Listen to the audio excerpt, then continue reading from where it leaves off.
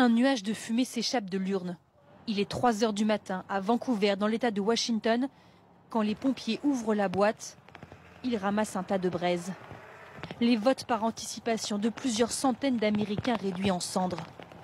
1 heure plus tard, une autre urne est attaquée, 15 km plus loin à Portland. Mais cette fois-ci, le dispositif anti-incendie intégré à l'intérieur de la boîte fonctionne. Et seuls 3 bulletins sont endommagés. 2 incidents la même nuit, et il y a des précédents. Phoenix, il y a un mois par exemple. Selon plusieurs responsables politiques, c'est la démocratie américaine elle-même qui est attaquée. La police enquête. Un engin incendiaire a été attaché à l'urne et c'est ce qui a provoqué le feu. Il y a assez d'indices sur ces sites pour affirmer que tous ces incidents sont clairement liés.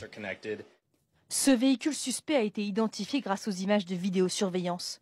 Car dans la plupart des États, des caméras filment 24 heures sur 24 ces urnes électorales dédiées au vote par anticipation. Des sites permettent même aux citoyens de regarder en direct les moindres faits et gestes des électeurs. Car ces urnes cristallisent les tensions. On en a marre! Accusés par les républicains de favoriser la fraude électorale.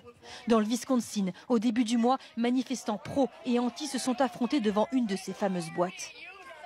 Ce matin, à Washington DC, les électeurs se disent inquiets après ces nouveaux incidents. Je trouve ça très préoccupant. C'est une atteinte à la démocratie. Heureusement, il semble que ce sont des actes isolés. Je préfère aller direct à un bureau de vote pour que ce soit bien sécurisé et être sûr que mon vote compte. 11 États ont totalement interdit ces urnes électorales pour privilégier les bureaux de vote, y compris pour les bulletins par anticipation.